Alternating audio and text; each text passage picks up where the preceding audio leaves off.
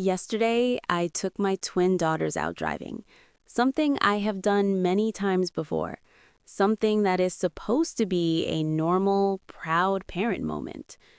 We had the student driver magnet on the car, bright, clear, visible to anyone within 20 feet of the vehicle.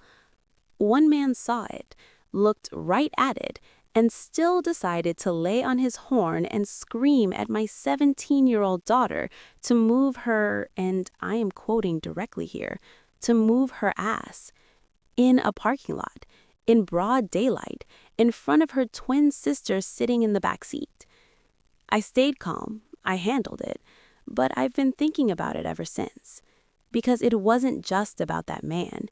It was about what my daughters saw me do next, and what I needed them to walk away from that parking lot understanding. This is that story. My daughters are twins, both 17, both at the stage where getting their license is everything. The independence, the freedom, the milestone that every teenager counts down to. My husband and I decided early on that we were going to take this seriously, not just hand them the keys and figure it out, actually teach them the right way. So for months now, between me and my husband, we have been logging hours with them, proper hours, starting in empty parking lots with caution cones, teaching them how to feel the car, how to judge distance, how to back up slowly and trust their mirrors, not rushing it, not cutting corners. Both of them have been doing genuinely well, better than I expected, honestly. They're cautious in the right moments and confident in the right moments. They communicate. They check their surroundings. We had spent weeks in an empty lot before we ever put them near another car, and only when they had consistently shown they could handle the cones, backing into marked spots, pulling out cleanly, reading the space around them, did we decide it was time to try the real thing. A real parking lot, real cars parked on either side, real stakes. They both felt ready, and honestly, so did I. Yesterday was supposed to be a straightforward session. I took both of them because that's how we usually do it. One drives while the other watches from the back seat. They learn from each other that way, notice things the other one misses. We drove to a lot that wasn't too busy, not empty but not chaotic either. A reasonable middle ground for where they are in their progress. The twin who was driving first did well on the road getting there. Smooth, aware, steady. I was proud watching her navigate actual traffic with real patience. Checked her mirrors, signaled properly, the kind of driving that makes you feel like the hours you put in actually meant something. When we got to the lot, we drove around for a few minutes first, just getting comfortable with the space, identifying spots, talking through the approach before committing to anything. I reminded her, take your time, there is no rush. You pick the moment when you feel ready, and you move slowly and deliberately. Anyone behind you can wait. She nodded, picked her spot, set up the approach, and she was doing everything right. Signaling, checking, easing back slowly with full control of the vehicle. Everything was fine. Until it wasn't. I heard it before I fully processed what was happening. One long horn blast, then another, then continuous. The kind of leaning on the horn that isn't an accident or a quick heads up.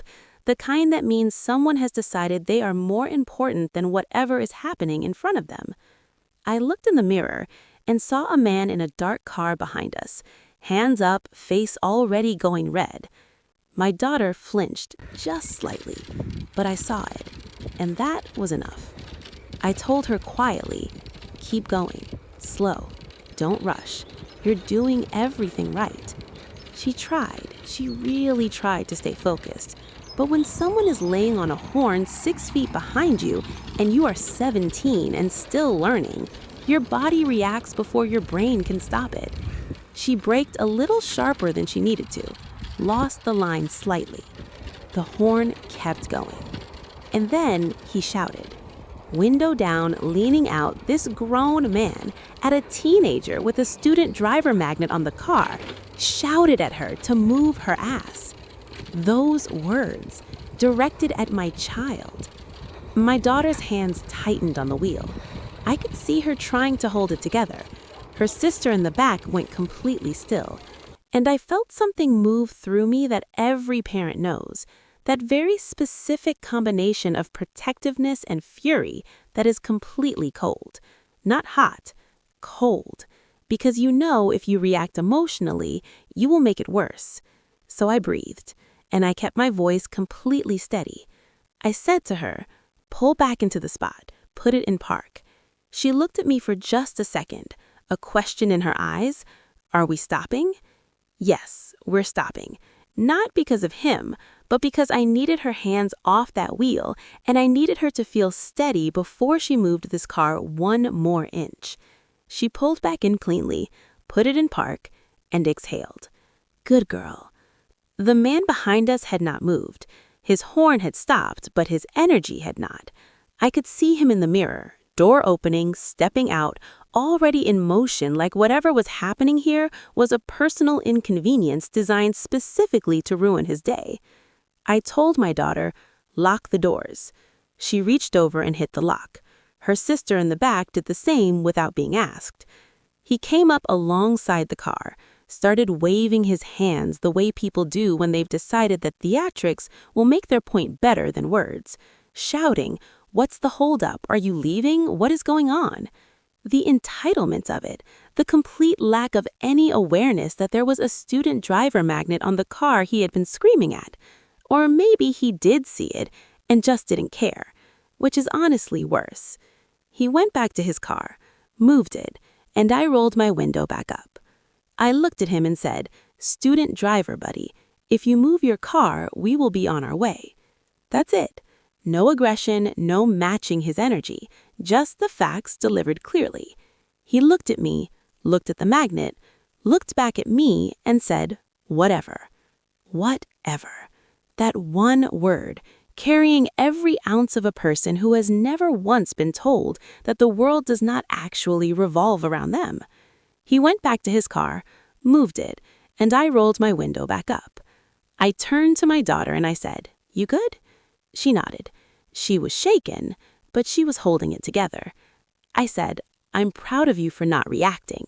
Now I want you to take a breath, and when you feel ready, I want you to back this car out perfectly, because you can, and because you are not going to let that man take this moment from you." She sat with that for about 15 seconds. Then she put it in reverse, and she backed out perfectly, slowly, deliberately, checking every mirror, reading the space, taking up exactly the time she needed and not 1 second less.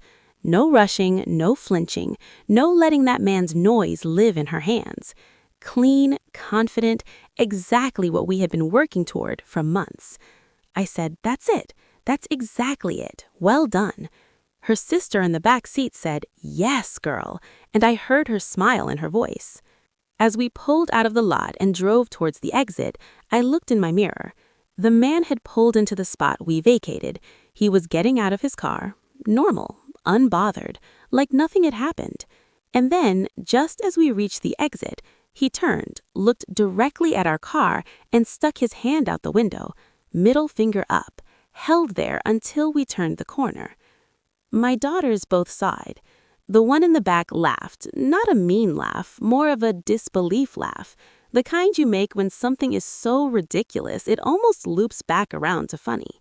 The one driving, my brave girl who had just backed out of that spot perfectly, didn't react at all, just kept her eyes forward. And I realized in that moment that she had handled this better than most adults would have. We drove for another 40 minutes after that. The other twin took her turn. Both of them drove well. The session ended on a good note. But on the drive home, I talked to them. Not a lecture, not a long speech, just honest. I told them, you're going to encounter people like that man for the rest of your lives. Behind the wheel, in jobs, in relationships. People who feel like their time and their agenda are more important than anyone else's process. And the temptation, especially when you are young and someone is treating you that way, is either to shrink or escalate. Shrink and let it break your confidence, or escalate and let it pull you down to their level. Both of those are losses. What you did today was the third thing, the harder thing.